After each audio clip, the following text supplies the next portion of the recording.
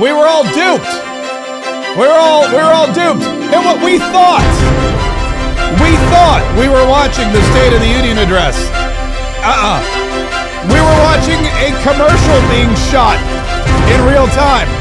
That's exactly. It was genius, by the way. Look, it was a genius move.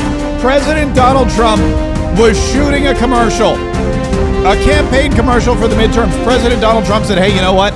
Well, we got to do this. We got to do this speech, but you know what we should do? We should turn it into a campaign ad to attack the Democrats." And that's exactly what he did. That's exactly why he ad-libbed lines like "these people are all crazy," because he knew, oh, this is going to look great in the ad.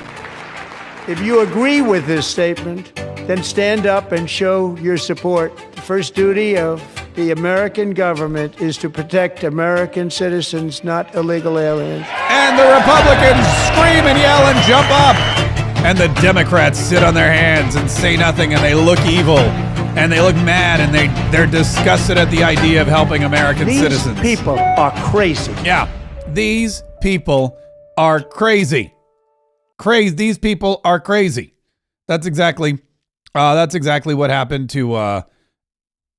That is exactly what happened to President Donald Trump at the State of the Union. He created an ad, a campaign ad that I think was, I'm going to be honest with you, genius. And it's doing so much damage. The speech itself immediately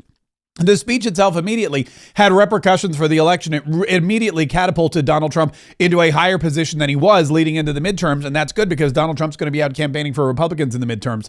But it was really interesting to see that ad released. And I think it's going to have the exact, I mean, it's great. And that's the thing that sets Donald Trump apart from everyone else. He sees the social media aspect of it. He sees the entertainment angle. He sees the multi-purpose and the what we call in the industry repackaging, or you can also call it repurposing.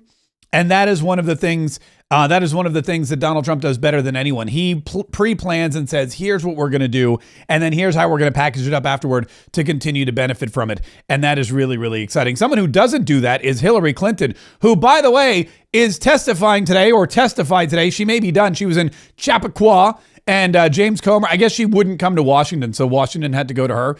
And James Comer was on Fox News prior to talk about exactly what was going to happen. House Oversight Committee Chairman James Comer, great to see you today. All right, lay this out for me. I mentioned, the back and forth to get them there, and now you've got them. What happens next? Yeah, well, finally, they're going to have to sit and answer questions under oath to Congress about their knowledge and involvement with the Epstein criminal activity, as well as with Ghislaine Maxwell, who was the primary co-conspirator, the one who was responsible more than anyone for luring the girls into Jeffrey Epstein's world. So one of the questions that we all have in both parties is, how was Jeffrey Epstein able to surround himself with the most powerful people in the world? If you saw Hillary Clinton's interview a few days ago, she acted like they barely knew Epstein and Maxwell.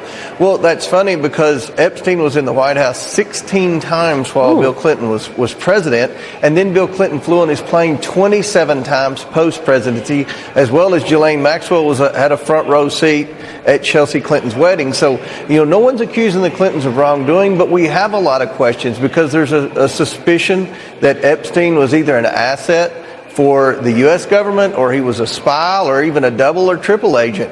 We're concerned from a national security standpoint.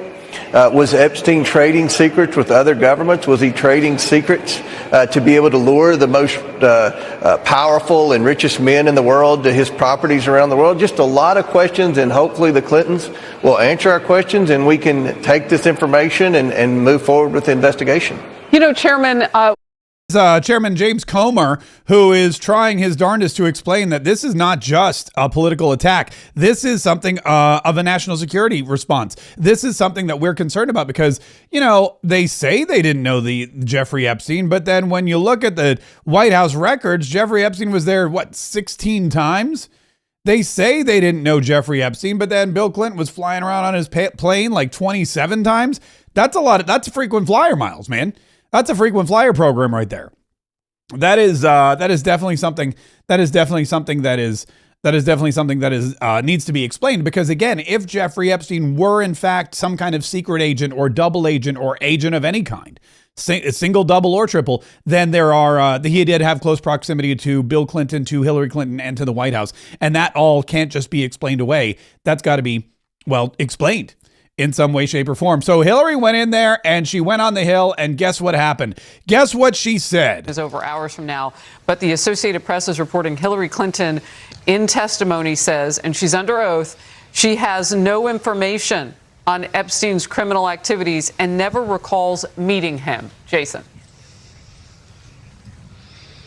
That may be true, but I think the question is, what about the money? I think what you're going to see from this, again, no allegation of necessarily breaking the law, but what about the money? I think the money trail is the primary question, or one of the questions that the Clintons are going to ask. Hillary Clinton's going to be asked. Donations that went into the Clinton initiative. What about the Global Foundation? And what were the introductions? Because the soft power of having a former Secretary of State or having a First Lady making introductions, opening doors, there are going to be a lot of questions about that. And that is something, again, that we're going to have to wait and see about. But Jason Chaffetz bringing up a great point, saying, okay, you didn't meet him, but you took money from him, a lot of money from him. The Clinton Global Initiative, all those charitable organizations you were supposedly running that the Chinese were donating millions of dollars to, that a lot of people were donating millions of dollars to, that they all wanted access to you and to Bill. When you were Secretary of State, they had access to the Secretary of State and to Barack Obama and God knows who else. When Hillary Clinton was running for president, I mean, that was the thing. She was Secretary of State. She was running for president. She was the former First Lady. Her husband, the president, former president, and she was raising hundreds of millions of dollars a year for her Clinton Global Initiative. Then, when she lost to President Donald Trump and she went back to being citizen Hillary Clinton with no political power whatsoever, her charity made nothing. I mean, not nothing. They made like $15 million, but the year before they made something ridiculous like $182 million. And if you drop from $182 million to $15 million in 1 year, and the only reason is you stopped working in the government, clearly those were donations. Those were not necessarily donations. Those were more payments for some kind of access to the White House. That's what they're trying to decide. That's what they're trying to decipher. That's what we all know. But if Jeffrey Epstein was one of those donors, what kind of access did he get? We know what kind of access Bill got. We've all seen the photos of him and the girls in the hot tub, but that's neither here nor there. Hillary Clinton released a statement. It's over hours from now, but the Associated Press is reporting Hillary Clinton. What happened? Hold on. Where's my statement? There it is. Hillary Clinton released a statement. It's very long. I'll read a little bit of it. Secretary Clinton's opening statement to the House Oversight and Government Reform Committee. Mr. Chairman, ranking member, members of the committee, as a former senator, I have respect for legislative oversight, and I expect its exercise, as do the American people, to be principled and fearless in pursuit of truth and accountability. As we all know, however, too often, congressional investigations are partisan political theater, which is an abdication of duty and an insult to the American people. The committee justified its subpoenas to me based on its assumptions that I have information regarding the investigation into the criminal activities of Jeffrey Epstein and Ghislaine Maxwell. Let me be as clear as I can. I do not. I do not. Now, she talks about this being a partisan attack. She talks about this being political, but as James Comer was happy to point out once again, it wasn't just Republicans who voted for this. This was a bipartisan demand for Hillary Clinton to come and testify. So, which really, that's not and it. so let's hang on one second.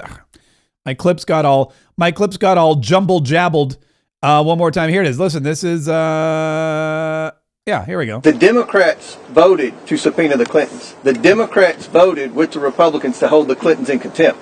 So the Democrats have just as many questions for the Clintons as the Republicans. So this isn't a partisan witch hunt. This was a motion, a bipartisan motion supported by the Democrats to bring the Clintons in. So I don't think it's any type of being unfair in any way to the Clintons.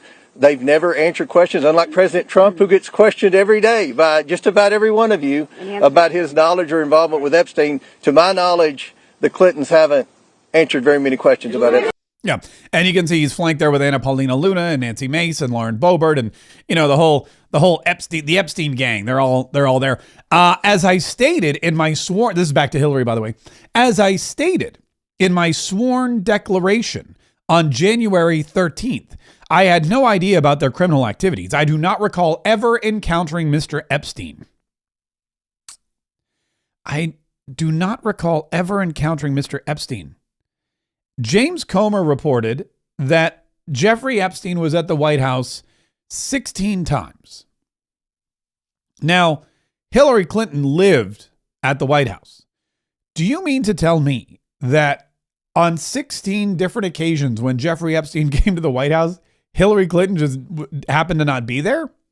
I mean, it makes sense. If I were Hillary Clinton, I'd want to be as far away from my husband as possible and his interns.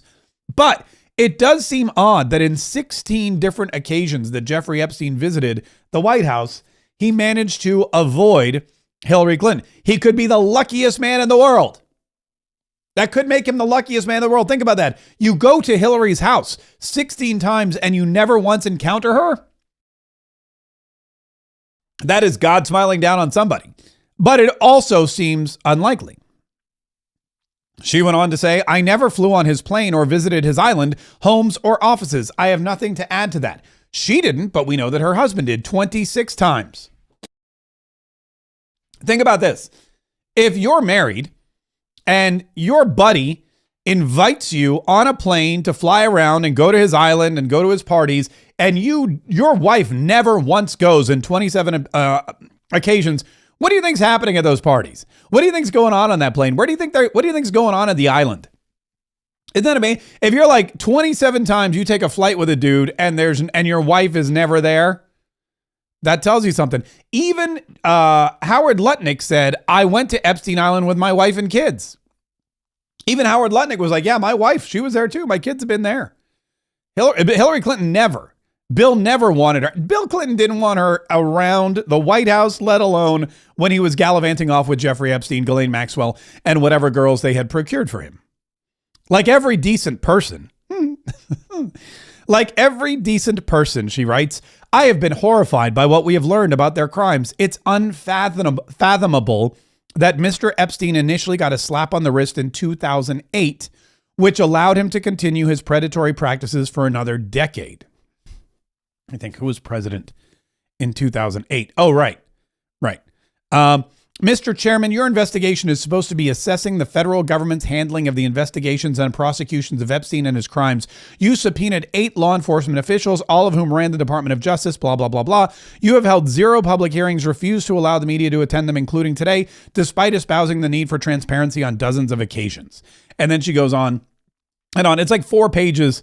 It's like 4 pages long. My favorite part of this is when she writes, I have spent my life advocating for women and girls.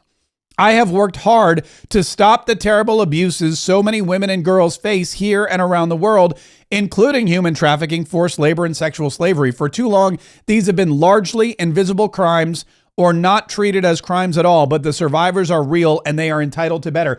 It's interesting to me that the woman who did not stand up for Monica Lewinsky, and in fact was one of the key forces persecuting and besmirching Monica Lewinsky in her good name. It's amazing to me that now she's claiming that she's always worked for women and girls. She's always worked for women and girls, except the ones that sleep with her husband. If you're a woman and a girl and you haven't had sex with Bill Clinton, Hillary Clinton will help you. If you are a woman and or a girl who has had sex with Bill Clinton, then stand back because she's gunning for you, man. She's got the claws out for you. That's what we know about Hillary Clinton. That's what we know to be true. Now, the Senate or the Congress people, by the way, the Democrats came out and they supported Hillary Clinton and they wanted to reaffirm what Hillary Clinton wrote in her statement. There is no indication, zero, zip, zilch, nada, that Secretary Clinton had any knowledge of Epstein's crimes. She submitted a sworn statement that she never met Jeffrey Epstein, and my fear is we're here today as part of a political exercise, part of a long-running fever dream where Republicans want to lock up Secretary Clinton. We had the State of the Union this week, and President Trump spoke for 2 hours and refused to even acknowledge the courageous survivors of Epstein's crimes who were in the chamber. Right, and the Democrats refuse to acknowledge the courageous parents who lost children to illegal aliens. In fact, they refuse to acknowledge that their job is to protect American citizens from illegal aliens. They wouldn't even stand up. But Hillary Clinton has her protectors out there, and they're saying she has no knowledge of any of these crimes. Okay, that may be true that she has no knowledge of any of the crimes, but she has knowledge of her husband, and he is one of the key witnesses to whatever was going on the plane and on the island and in Jeffrey Epstein's life. The obviously most attention is with Bill Clinton, who was on this plane of Epstein at least 16 times. There's some very embarrassing photos that have come out in these files. But today, Hillary Clinton will face some equally difficult questions when it comes to their global initiative and foundation. Epstein seems to have played a role in helping the Clintons in that area. And also, Hillary Clinton had a relationship with Maxwell. And while both of them have tried to distance themselves as all of these files came out, Maxwell was invited to her daughter's wedding. So this was not a arm's length relationship. Oh yeah, there's that whole thing. Funny, we forgot about the invitation to the Chelsea Clinton affair. Not that kind of it. Not like her dad's affairs. The actual, like this is a fun, it's a wedding. We forgot that whole thing where Ghislaine Maxwell was invited to Chelsea Clinton's wedding. That doesn't seem like a hands-off relationship. He's absolutely right. Jonathan Turley hits the nail on the head. There is a lot of stuff that needs to be answered for. By the way, you want to know what Whoopi Goldberg thinks about all this? I know you do, because don't forget, Whoopi Goldberg also mentioned in the Epstein files. Whoopi Goldberg, Bill Clinton. I mean, it's amazing to me. Whoopi Goldberg was sounding off again about these Epstein claims. Oh, hold on. Hang on. I got it. Something happened with I got all cajumbled. Here she is. So what's really crazy to me is that, thinking of him giving this State of the Union and not even acknowledging that the survivors were there. Right. Not mentioning them. Not mentioning that, we are seeing American citizens being shot by their own government. He didn't mention any of that. He didn't mention their names either. He wants it to go away. I think he does, but it's not a positive story.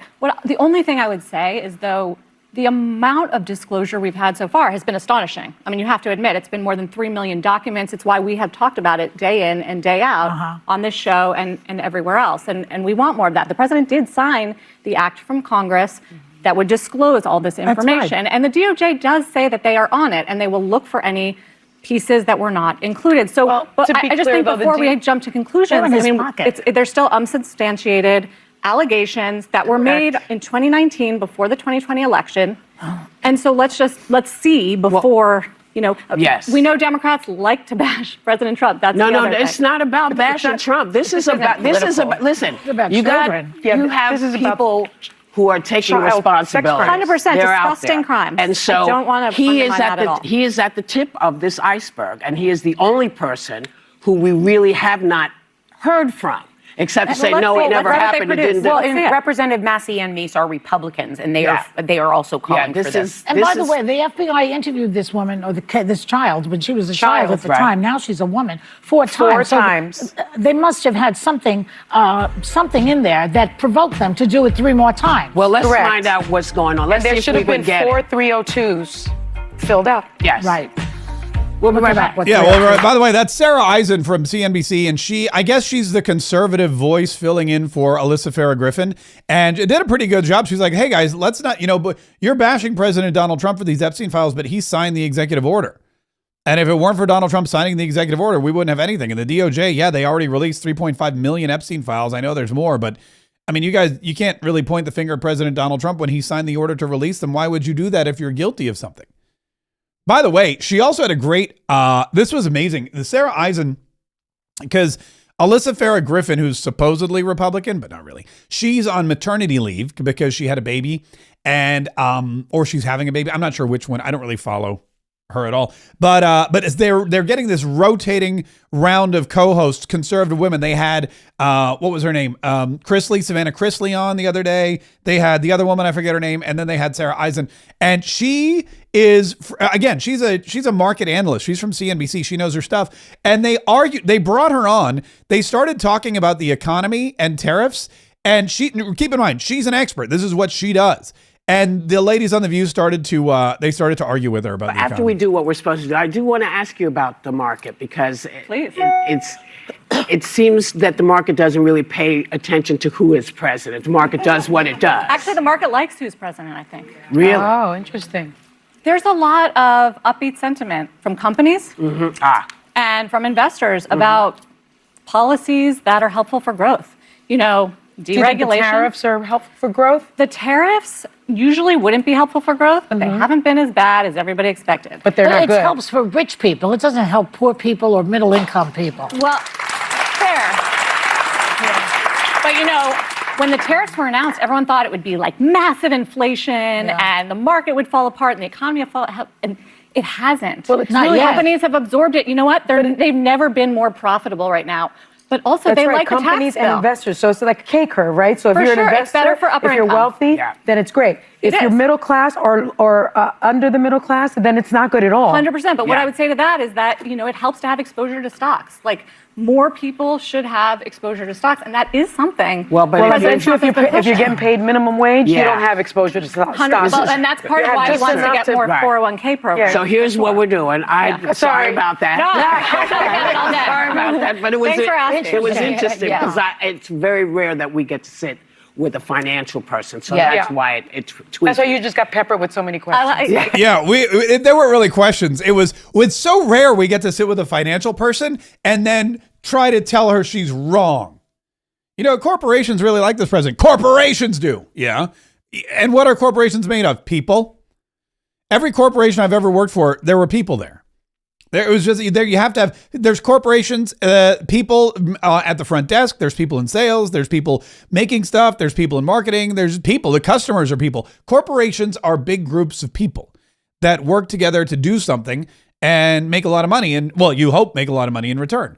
And that's what it's all about. So when corporations are bustling, people are doing well. People are doing well. When corporations aren't doing well, people get laid off.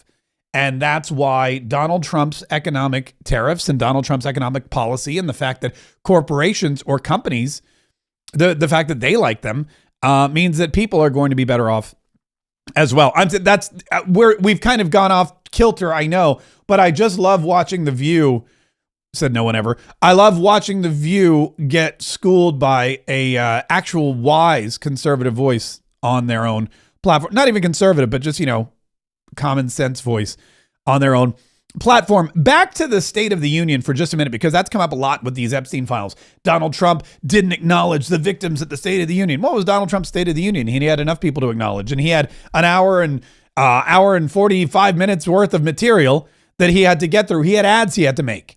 He had awards to give out. He had a hockey team he had to praise. He had victims of illegal aliens that he had to placate and that he had to console. And he had a Purple Heart that he had to give out. 2 of them that he had to give out, one posthumously. It was a busy. Plus, he had to then, of course, he had admonished the Democrats for not standing for any of these people. And then, in between all that, he had to tell us how the country is doing, which is, by the way, great. But during the State of the Union address, President Donald Trump, the now infamous line where he trapped the Democrats, where he said, stand up if you feel this way, knowing full well that they wouldn't. And they all sat there. I'm sure some of them probably thought this is not going to look good and they're going to turn this into an ad. I don't think they thought it would be an ad like in 24 hours, but it is. And Caroline Levitt in the 47 Daily podcast this morning, which is right here, is available at the47daily.com. In the 47daily.com, in the 47 Daily podcast this morning, we talked all about this and how Caroline Levitt literally, she admitted it was planned. Yes, Donald Trump set the trap and the idiot Democrats walked right into it. Or I guess you could say just sat right in it. President Trump set the Democrats up in a trap, and they fell right into it because they cannot help themselves. They truly stand on the side of the tens of millions of illegal aliens who they allowed to pour in to our nation's open borders under the Biden administration. They truly stand on the side of career criminals who have gone to jail not once, not twice, not 3 times, but 12 times in the case of the young woman in North Carolina whose neck was slit by a career criminal who was released back onto the streets in North Carolina by Democrat policies. And they could not even stand for her heartbroken mother, who President Trump was commending last night. They couldn't even stand for a young girl who is now suffering a brain problem for the rest of her life because of an illegal alien truck driver who smashed into her family's vehicle. It was so despicable to be in that chamber and to watch as these Democrats really did show their true colors. But to your point, the president, it was a brilliant idea. It was his idea to put that into the speech, and it proved to be right because he wanted the American people to know that this is a choice between common sense and President Trump and Republicans and crazy radical Democrats who stand for nothing except for being against Donald Trump. By the way, no shocker that Donald Trump put that into the speech. Donald Trump, I'm pretty sure a lot of those words were Donald Trump's. Like, for example, when he said, "These people are crazy," I think that was Donald Trump's. I think when he said, what was it, when they laughed about him stopping wars? What was that? That was a great line too. He said they laughed about him stopping wars, and he said, "Oh, sick people." That was another good one. Where was that one? I don't have that one ready. But those were all great lines that Donald Trump wrote. In fact, Kevin Hassett said, yeah, Donald Trump, he writes this kind of stuff himself. I think that he is the president in my lifetime that gives the best State of the Union addresses, and I think this was his best one by far. And it's something that President Trump doesn't get a lot of credit for, but I just like to say that he worked really, really hard on this address. That because as you know, as director of the National Economic Council, you watch iterations of the thing go through, and he was revising it right up to the last day because he had such an important. He knows it's an important opportunity to show people all the great things that he's doing. But he also didn't rest on his laurels. That's the thing I liked best about the speech. So for sure, we had the big beautiful bill. We've had 3 quarters in a row of growth that averages more than 3%, which he wants the number higher, but a 3% growth number last time, remember they told us it's ridiculous to get 3, but we're getting 3 again.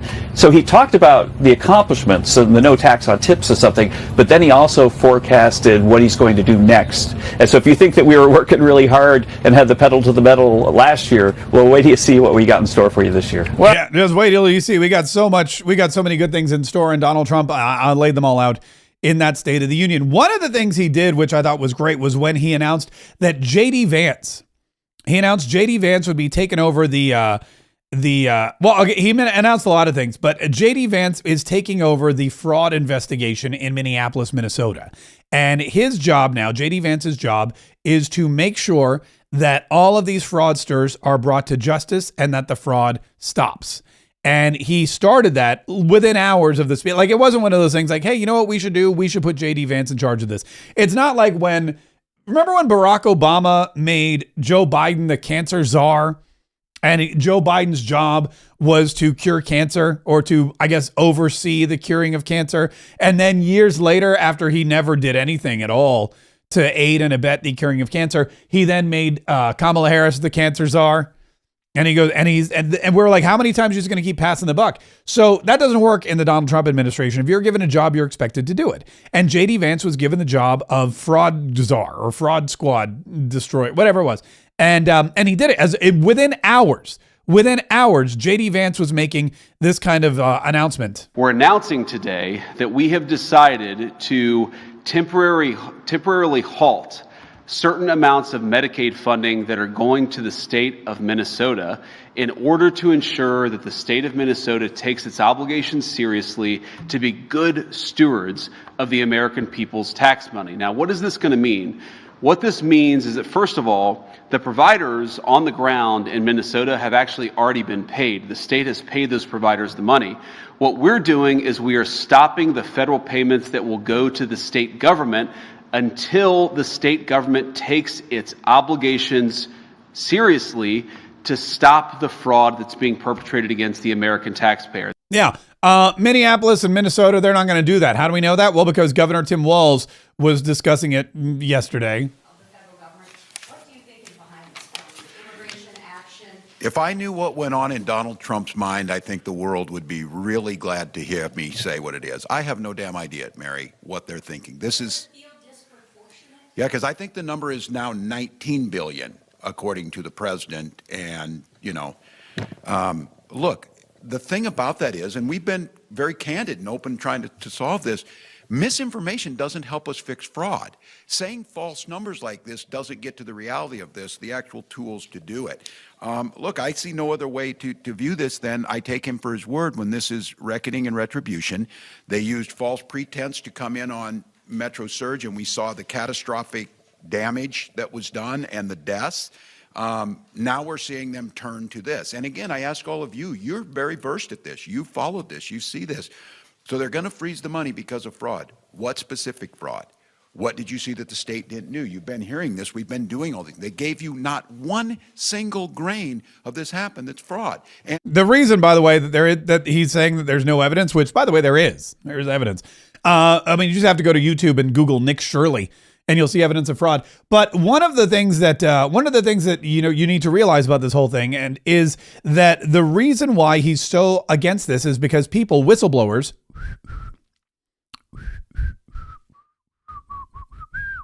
Yeah, there you go. The whistleblowers came to him repeatedly.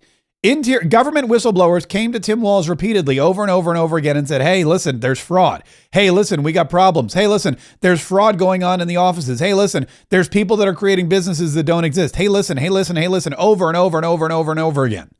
And Tim Walz did absolutely nothing about it. He turned the other cheek. He said, don't investigate it. Why? Probably because he had some kind of involvement. That would be my guess. I mean, you don't squash investigations into fraud if you're the governor of the state, unless, of course, you're also benefiting. If you're involved, if you're worried that you're going to be called into some kind of committee meeting or some kind of court, that's why you deny the reports, and that's why you don't investigate them, because you don't want your name being on the top of the investigative pile. But J.D. Vance and Dr. Oz, Dr. Oz is also part of the team. They're on it, man. They're ready to go. Far too many people have gotten rich by taking what is the best of the American spirit and getting rich off of it instead of providing services to kids who need it. That is stopping today. We're taking a whole of government approach in the Trump administration to take this fraud seriously. What Mehmet Oz and his team at CMS have done is really remarkable, and it's just the first step of our effort. It's the first step of our efforts. And what he would really like, what he really wants is for Tim Walz not to stand in the way or deny it happened or turn it political. He would like Tim Walz to actually help the people that elected him to office in the first place. Look, it's actually pretty simple. What we want to see from the governor of Minnesota, from the entire administration there in Minnesota, is some affirmative steps to make sure that the people who are billing us for Medicaid services are actually providing those Medicaid services. The main source of fraud, whether it's a small business or a bigger company, is you have people who are billing the government millions, tens of millions, billions of dollars saying that they're providing a service, but there's no actual confirmation. There's no follow-up to ensure that they're actually providing those services. And that's why the fraud was allowed to go on as long as possible. They said, we're going to provide these services. The checks started coming. There was no actual oversight. There was nobody to qualify those candidates. There was no one to say, hey, this is what's happening in reality. And so the Somali pirates were able to raid America's coffers. The Somali pirates who ransacked Minnesota. Pardon me, ransacked. They were able to ransack Minnesota. That's Ilhan Omar, by the way. That's who you know the Ilhan Omar, who he's the Somali pirates. I'm the captain now. That's what Donald Trump should have said. If I were Donald Trump, I would have inserted that line with it. The Somali pirates were raiding Minneapolis, Minnesota. Well, guess what? I'm the captain now. That would have been a great nod to that movie with Tom Hanks. I forget what it is. Captain Phillips. That's what it was. Captain Phillips, my second favorite captain after Captain Morgan. But anyway, I digress. So J.D. Vance is now in charge of rooting out the fraud, and I'm pretty sure he's going to do it. Why? Well, because it's the next step toward him becoming president of the United States. Keep in mind, Donald Trump understands the two-tiered system that they have going on here. He has J.D. Vance and he has Marco Rubio. Both of them superstars in the Republican Party, both well-liked, both potential presidents in the future. J.D. Vance is the vice president, so he would be the more natural choice to become president in 2028. Marco Rubio, however, also a strong choice and somebody much beloved by the Republican base. However, he's already said no. He's already abdicated to J.D. Vance and said, if J.D. Vance is the nominee, then I'm not. He said, if J.D. Vance is on the ticket, he's our guy and we're all going to support him. And so what Donald Trump is doing is he's setting it up brilliantly because Marco Rubio is the foreign policy guy. He's the foreign policy. He's out there and he's negotiating this deal and he's negotiating that deal and he's overseas and he's Cuba, Venezuela. He's got all the foreign policy. He's working around the clock on foreign policy. And then J.D. Vance is doing domestic policy. And this falls under domestic policy. Rooting out fraud in Minneapolis, Minnesota is domestic policy. And he wants a solid advisor and a solid expert on both. And that's what he's doing. And he's setting us up for, if they are a team, one of the greatest teams in history. And the vice president, typically after the State of the Union, it's the vice president's job to go out and tout all of the things that Donald Trump laid out, tout all of the accomplishments that the president wants to make here in the future. And that is exactly what J.D. Vance is doing. I want to talk about the stakes coming up in November because it feels like this election in November is very far away. But if anything, the State of the Union should have showed us that we cannot give power back to congressional Democrats. Now, I am fundamentally an optimist about this country. I believe most people, most human beings, most American citizens, whether they got a D next to their name or an R next to their name, or they have no political affiliation, they're good people. They love our country. They want our country to thrive and prosper. But I got to tell you, after the State of the Union, I'm not so sure that is true of the congressional Democrats that we saw at the State of the Union address. As the President of the United States said very well, you watch their reaction to some of what he was saying, and all I could think was, these people are kind of crazy. These congressional Democrats, if you think about all of the things that they were doing, and I got to tell you, of course, I've got the best seat in the House in many ways, right? I'm sitting right next to the Speaker of the House. I'm sitting right behind the President of the United States. And I've got one internal monologue going on, one thought in my head the whole time, which is don't make a stupid face for 2 hours, which is hard for me. When you're on TV for 2 hours and the Democrats are doing crazy things. So I'll give you a little lay of the land.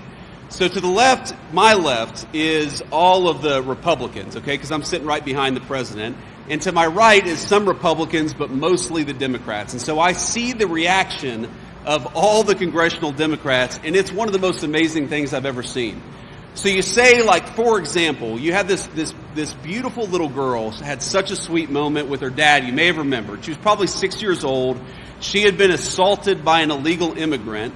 She had had a very bad, I think, medical prognosis, but it turned out that she was okay. This 6-year-old girl hurt by a human being who never should have been in this country in the first place, who was led into this country by Joe Biden and the Democrats, and she's hugging her dad, and she's so excited, and you can tell, and I think everybody's heart feels very, you get that warm and fuzzy feeling, and then I look over at the congressional Democrats, and they're just scowling. They cannot clap their hands for a 6-year-old who survived an attack from an illegal alien. What is that? What kind of a person can't stand up and cheer for an innocent young girl who's doing well, who's showing the entire country strength and resilience? The Democrats, that's the kind of person. The Democrats, soulless, heartless Democrats who don't stand for anything that the United States does, don't stand for the Constitution, and don't care about anybody that is pure of heart and spirit and loves this country and is patriotic simply because President Donald Trump points them out. It could be, I don't know, if Donald Trump pointed out anybody on the Democrat side, they would turn on him. And just look at RFK Jr. RFK Jr. is the perfect example. Robert F. Kennedy Jr. for his entire life was a Kennedy. He was a member of the Kennedy clan. He was John F. Kennedy's nephew. He was Bobby Kennedy's son. He was Ted Kennedy. I mean, he was a Kennedy, still is. And just by being a Kennedy, the Democrats loved you and they loved him. And then all of a sudden, he started to speak out against some things that the Democrats didn't necessarily agree with. And then he ran for president as an independent and they didn't like him anymore. But it wasn't until he signed on to work with President Donald Trump as the Secretary of Health and Human Services. It wasn't until he decided Donald Trump is the better choice than Kamala Harris. Democrats are dangerous. Donald Trump can save this country. Donald Trump is the way forward. And yes, I will help him do it. I will help him get elected. I will serve as the Health and Human Services Secretary, and I will work diligently for all Americans. I mean, you want to talk about bipartisanship? That's bipartisanship. The Democrats are always like, the Republicans are partisan, blah, blah, blah. No, they're not. They have a Democrat in the cabinet. When's the last time a Democrat had a Republican in the cabinet? I'll wait. You can text me your answers if you have my number. I can't think of one time there was a Democrat in a Republican in a Democrat candidate, but we've got one now. Not just a Democrat, the Democrat royalty, the Kennedy clan, sends one of their own into Donald Trump's White House, into Donald Trump's administration. It's bipartisanship. People complain that there's too many moderates in the White House. I'm one of them, by the way. I'm not one of the moderates. I'm one of the people complaining. Yeah, you complain, but guess what? There's moderates in the White House that you can't really complain. You can't say it's not bipartisan, or you can't say all people aren't represented. There are some things that Donald Trump does and says that people don't like. They say it's too moderate. He's leaning too left. He's placating the left. Well, he's got everybody in it. He's got a cross section of Americana in his White House. We like to think that it's staunchly conservative, but RFK Jr., there's literally a Democrat.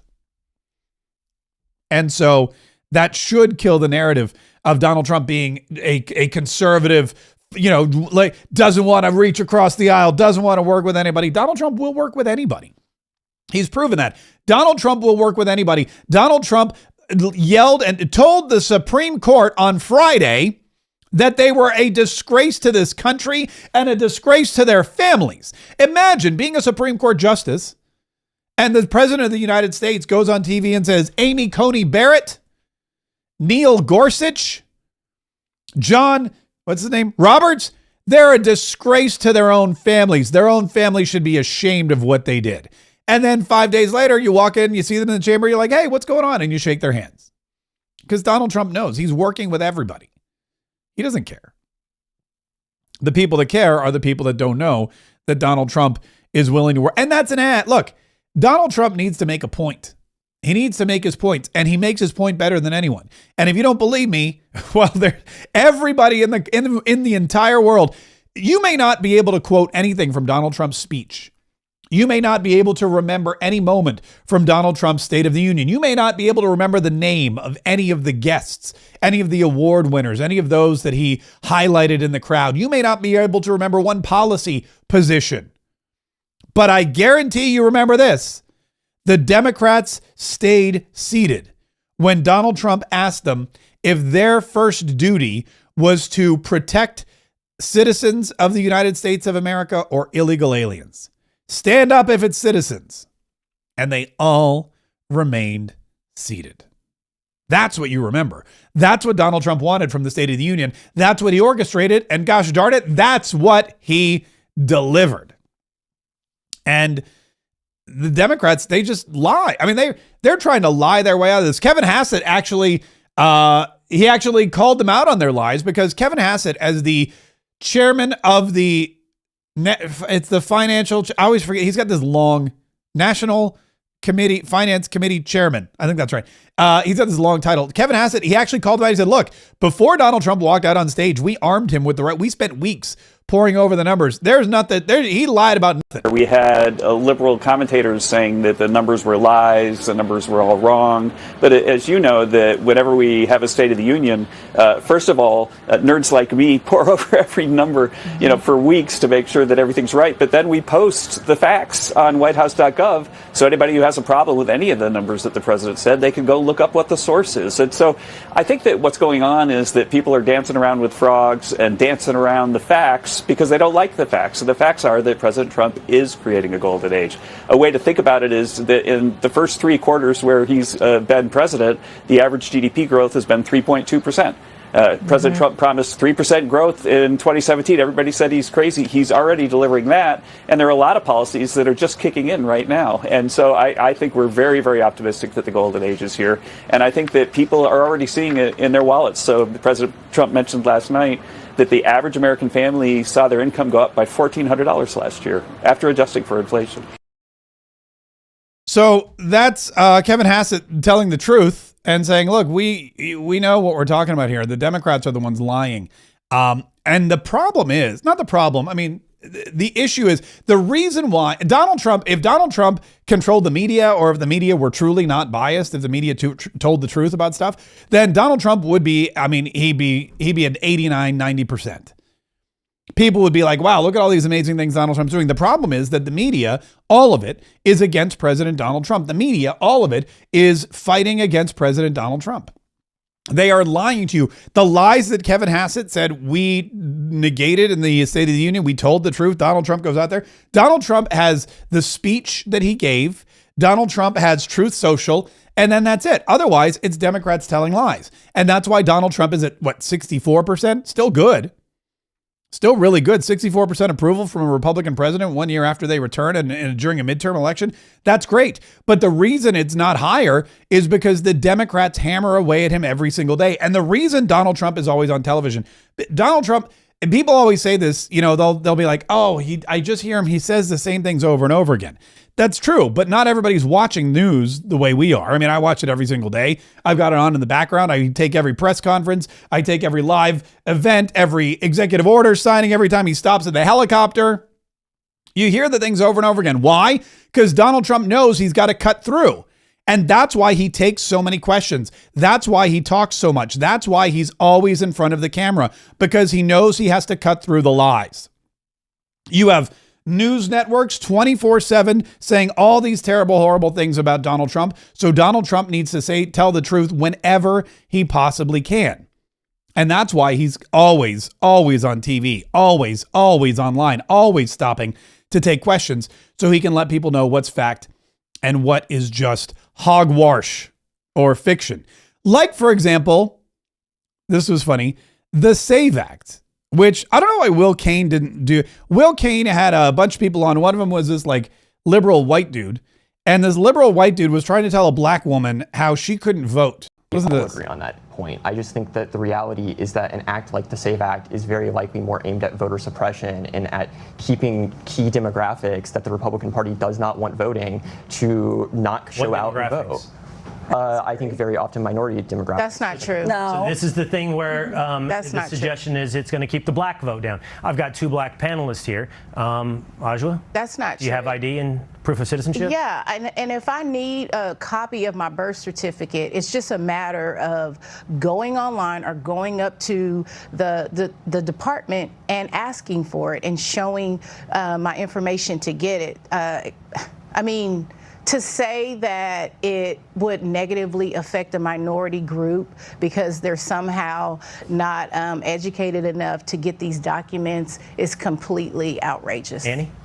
In my opinion, this should not be a controversial issue. We should. Yeah. Look at this. I love it. The stuck-up white kid whose parents are probably like professors somewhere, or I don't know, they're lawyers, who knows. But he's saying it is racist. It's black people. He's sitting next to a black woman, by the way. This white snot-nosed kid with these glasses is sitting next to a black woman, and he's trying to tell her, hey, lady, this is going to keep you from voting. You're not going to be able to vote. Just FYI, you're not going to be able to vote because you can't get a birth certificate. And this lady's like, the heck are you talking about? She says, that's insulting. That's offensive. The fact that you're telling me that I, as a black woman, cannot locate or find a copy of my birth certificate. It is... There was another clip from this kid. I'm trying to find it. I have a lot of clips still coming in from last night, but there was another clip of this same kid who basically was trying to explain that the Save America Act was there. I'm trying to find it. I don't think I'm gonna be able to get it. Yeah, no, can't get it. But that's okay. It's out there. You know the thing. But it is the same thing over and over again, that the Democrats are trying to tell you one thing that common sense tells you is not true. And the Democrats are trying to tell black voters what they can and cannot do. Gavin Newsom is out there calling them stupid. He's saying, hey guys, you're stupid, but it's okay. I'm stupid too. That's a very important demographic. That's a block of voters that any Democrat is going to need if they are going to win any kind of election in 2028. You definitely need black voters. You can't go around saying, hey guys, I know you got low SAT scores. So did I. It's fine. Vote for me. Also, do we really want to be electing somebody? Is that something to brag about if you're running for office? It's the weirdest thing too, because it reminds me of that whole Tim Walz attacking JD Vance for going to Yale, when Yale is about one of the most liberal institutions ever. And oh yeah, Amy Klobuchar, isn't this interesting? Amy Klobuchar, who's set to be the next governor of Minnesota, because Tim Walz can't run for a third term. He knows he's going to lose. He's all embroiled in this controversy. So Tim Walz stepped down. He's not even running. Amy Klobuchar is going to swoop in. Amy Klobuchar is going to become the governor. And guess what happens? You're going to have a governor of Minnesota who went to Yale, the same college that JD Vance went to and that Tim Walz made fun of him for going to. It's the same thing. They're trying to placate. They're trying to say, they always say Donald Trump's voters are like low information. I always say Donald Trump's voters are low information. They didn't go to college. They're just, they went to trade school, or they didn't go at all. They're just stupid redneck voters and they just don't know anything. They're just like America. But really, that's who they're now trying to pretend to be. Remember, they hated gun-toting, Bible-thumping conservatives, and then Tim Walz put on a camouflage hat and a red vest and pretended like he knew how to shoot a shotgun. It's the same thing over and over again. It's just a different race. I saw this earlier today, and I wasn't sure if it was true or not, but we should investigate this. There's a big race in Texas, of course, as you know, and Jasmine Crockett appears to be winning the Democrat. Here it is, the Texas Tribune. Jasmine Crockett leads James Tallarico by double digits in Senate Democratic primary. This is strange to me for a couple of reasons. First of all, I can't believe anybody in Texas would vote for Jasmine Crockett, ever. But it's happened. She's in Congress. I thought that was just a district thing. I thought like the Democrats in her district were just like, you go, girl. And they sent her to Congress almost as like a joke on the rest of the country. But no, apparently she's leading the race against James Tallarico, the same James Tallarico that they pushed on the Stephen Colbert show, the same James Tallarico that they fabricated that whole, the lawyers told us we couldn't air this episode, so you have to go to our YouTube channel. And then James Tallarico pocketed $20 million. Not pocketed, but raised, I guess I should say, $20 million. That's the same James Tallarico. That's the guy. And Jasmine Crockett is outpacing him. Jasmine Crockett didn't get to go on Stephen Colbert. In fact, they didn't want Jasmine Crockett on Stephen Colbert, and Stephen Colbert knew that they would have to offer it up to Jasmine Crockett, so he fabricated this whole thing with the YouTube video, and it came out in CBS. CBS was basically saying he's lying. Our own host is lying to you. We never told him he couldn't have James Tallarico on. We told him, you can have James Tallarico on, but then you got to have Jasmine Crockett. And he said, I don't want that at all. Nobody wants to talk to Jasmine Crockett. Well, people in Texas are voting for her. By double digits, she leads the chosen candidate of Stephen Colbert. Dallas, U.S. Representative Jasmine Crockett has a double-digit lead over Austin State Rep James Tallarico in the final days of Texas's Senate Democratic primary, according to a new poll released Wednesday. In the survey, fielded from February 2nd to February 16th, Crockett garnered the support of 56% of voters, while Tallarico got 44%. For the Democratic primary, pollsters from the University of Texas's Texas Politics Project surveyed a sample of 369 voters, producing a margin of error of plus or minus 5.1 points. As in other polls, Crockett had a massive advantage with black voters, drawing 87% of support. But they can't find their birth certificate. The Dallas Congresswoman also led among seniors and voters without a college degree. That I believe. Tallarico had a narrow advantage with white voters, winning them by only 6 percentage points, while Hispanic voters were a virtual toss-up, with Crockett leading by 4 points. So you got Jasmine Crockett, who's not supposed to be. Jasmine Crockett is not supposed to be the candidate that the Democrats want running for Senate in Texas. They want James Tallarico because they feel like he could win. Jasmine Crockett can't. But in order to win the statewide race, you've got to win the primary. And right now, James Tallarico, that dude ain't winning nothing. He's losing to Jasmine Crockett. And the Democrats are pulling out their hair. Over on the Republican side, BT dubs, Attorney General Ken Paxton and Senator John Cornyn running neck and neck. Neither candidate close to the 50% plus one vote threshold needed to avoid a runoff. Paxton led with 36% to Cornyn's 34%. Houston U.S. Rep. Wesley Hunt was in third, garnering 26% of the vote. The Senate Republican primary poll surveyed 350 registered voters and has a margin of error of plus or minus 5.2 points. So this is one of those races where you need 50% plus one of the vote. I'm not a big fan of those races, but that's what happened in Georgia. That was the whole thing in Georgia. That's why people in Georgia are still mad at, what's his name? Doug, you know the guy, Doug Collins. Because Doug Collins was the spoiler that sent the Democrats to the Senate.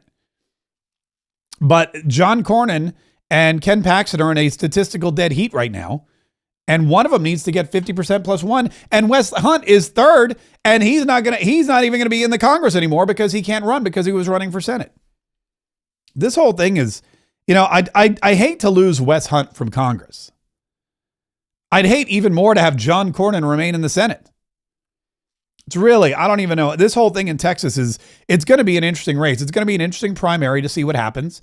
And then it's going to be, of course, a very interesting statewide race come, I guess it's November, between whoever if it's Crockett versus, Paxton, that would be huge. If it's Crockett versus Cornyn, I don't know. Stranger things have happened.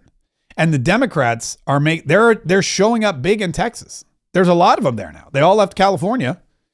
So they could go to Texas. And now it appears that they're voting in the same kind of candidates they had in California that they were fleeing. Don't California my Texas, I think is what they say. Right here in Florida, we say don't New York my Florida. There they say don't California my Texas. Donald Trump has some breaking news regarding the White House. Great news for America and our wonderful White House. The judge on the case of what will be the most beautiful ballroom anywhere in the world has just thrown out and completely erased the effort to stop its construction. As everyone knows, not $1 of taxpayer money is being spent, but rather all money necessary to build this magnificent building is being put up by patriot donors and contributors.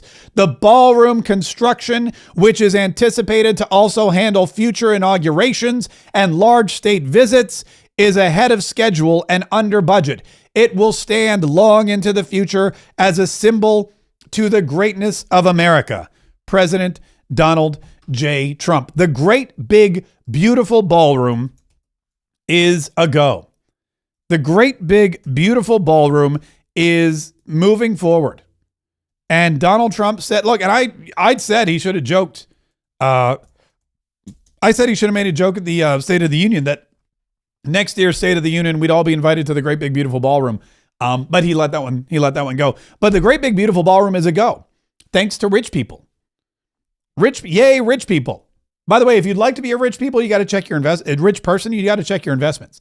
If you have investments that total $50,000 or more in an IRA that's stock based, you're going to want to check that out. You may want to transfer it to, a precious metal based gold IRA from Augusta Precious Metals that you can find at markswealthstrategy.com. There's a link, by the way, in the show notes.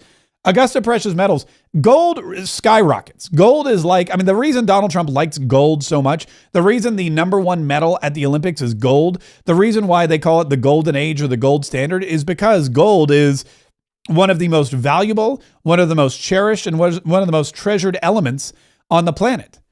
And it grows very, very quickly in capacity and in wealth and in value.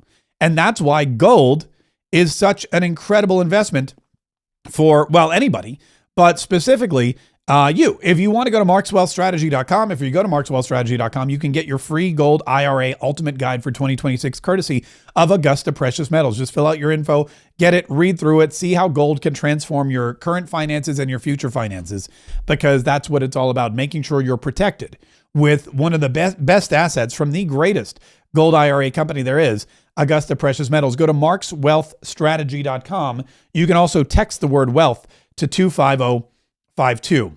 25052 is the number. I'm sorry, 35. Did I say 35052 is the number? Text the word wealth to 35052. Listen, thank you so much for subscribing to this channel. If you have subscribed. If you haven't, now's the time to do so. You want to make sure that you're getting all the information. We are here multiple times a day. We're here multiple times a day. We are here multiple days a week. We are bringing you everything you need to know when you need to know it. We are trying to keep you abreast of all the situations. We're trying to keep you informed about what's going on, informed about who's coming after you. We want you to be able to protect yourself from any and all threats, both foreign and domestic, unlike the Democrats. That's why we do what we do. And that's why you need to subscribe as soon as possible, so that we can continue to keep you entertained, to keep you informed, to keep you enlightened, to keep you ready, willing, and able at any single time in your life to fight, so we can save the Republic.